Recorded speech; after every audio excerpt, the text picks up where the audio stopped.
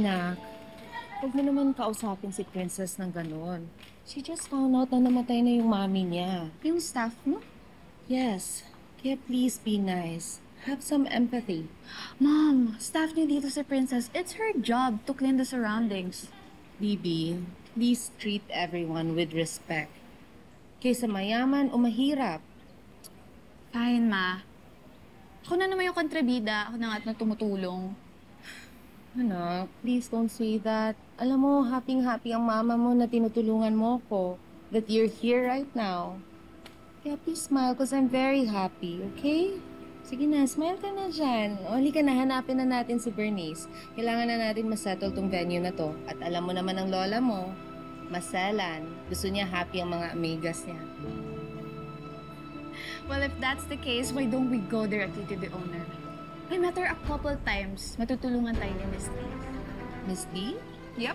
She owns the sports club. I kinda like her. Sophisticated, maarte. Ang galing pa niyang manamit. Well, I can't wait to meet her.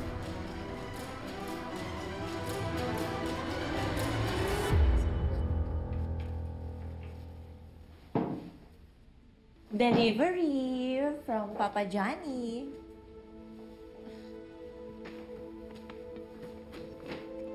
Thanks, Bernice. Thanks, Bernice. Layo mo nga sa akin yan. Kilala ko na yung asawa ko. Babagsakan niya ako ng mga trip ko kapag may kailangan lang siya. Bakit ba kasi ayaw mo?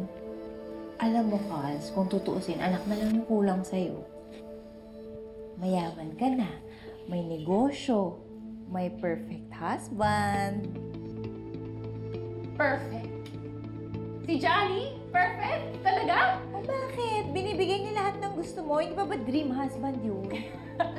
Dream. Baka bangungon. Humihinga pa siya pero yung mukha niya inaagnas na. Ang tagal niyang mamatay. Grabe siya. Ang dami mong ebas. Eh bakit mo pinakasalan?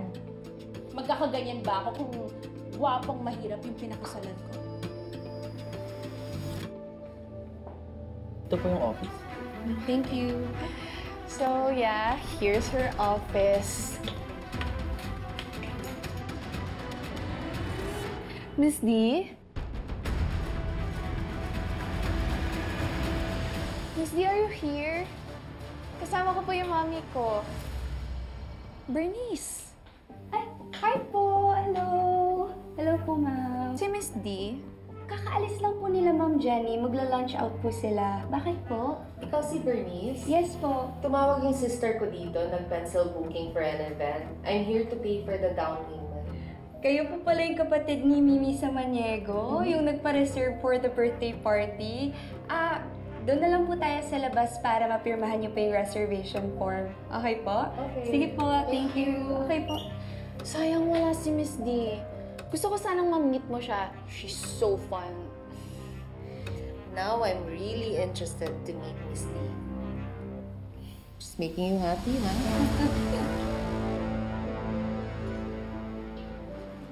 Sir, next time po ulit, balik po kayo.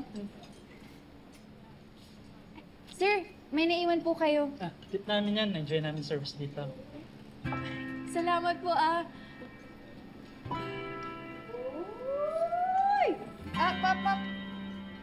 Laki ng tip natin, Ayos yan. Dagdag sa ipon ko. Alam mo na, para kay tatay. Correct. Ayan na oh, dagdag inspirasyon mo. Mr. X. Ikaw nang bahala dyan Ako na dito. Malakas na naman yung hangin. Mag-order ka na nga. Okay, masarap na pagkain dito. Lahat naman masarap. Patay mo na. Yeah, many times. No way. Hello po. Welcome to Williams Sports Cafe. Complimentary chips po. Menu. Pwede mo bang dagdagan yung chips? Total, niresyo ka naman ni Xavier sa pool eh. Xavier, salamat Kung di ka dumating, baka nalunod na ako. Utang na loob ko sa'yo buhay ko. Basta next time mag-iingat ka. Hindi ka pala marunong lumangoy. Pwede ka namin taguan. Basta more chips. Sira. Gutom na ako. Ano ba marirecommend mong soup? Yung ano po sir, bestseller po namin yung seafood chowder. Sige, isa nun. Yun na rin sa akin, seafood chowder. Sa main course po. What do you feel, bro? Baka magaw salad na lang ako. How pretentious. Isang... Salad. Yeah.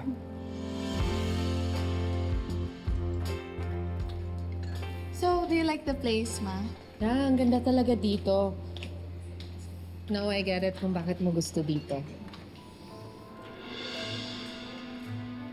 Halika na, let's go shopping. Next time na lang, Ma. I need to stay pa eh. But just call our driver.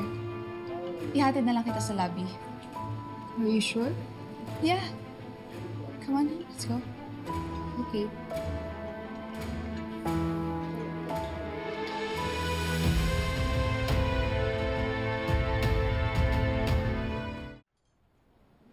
Fairness, broski, ah. Chicks yung na-rescue mo. Uy! Sabi ko, chicks yung rinescue mo. Hindi ka ba nakukyutan sa kanya? Cute siya. I knew it. Oh. You like that stupid girl? I heard what you've said, Xavier. Nakukyutan ka sa babaeng yan? Yeah. Tinanong na ako ni Justin if cute siya. Sinagot ko lang. Wala naman ibig sabihin yan. So nagagandahan ka nga sa kanya. Mas maganda ka pa rin. Naman, napakaselosa. Huwag kang ma-insecure dun. Babe, hindi ako nagagandaan sa'yo. Hindi magiging tayo. Nice save, broski.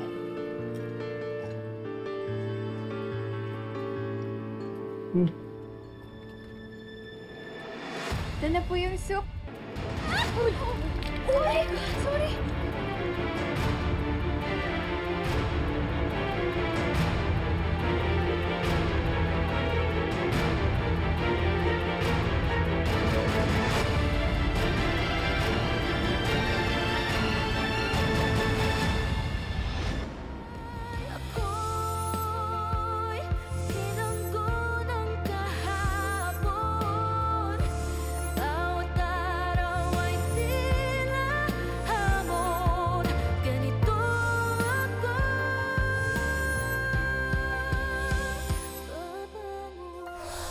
Hindi kaya pinatid ka nung Libby na yun? Kaso wala naman akong pruweba. Kabaliktaran niya yung nanay niya. Si Ma'am Shirley nagbait-bait. Ano bang balak mo? Ahasin ang boyfriend ni Libby? Pasok sa kukutunan ng mga babaeng katulad mo, hindi sineseryoso. Pang playtime ka lang, para usan. Same kayo. Princess grew up near City Jail. Tapos ikaw, pinanganak sa loob ng kulungan. Ito naman si Sir, ginawang kotel. Kada papa matulog. Ay! Xavier, kukunin ko lang yung phone ko, ah.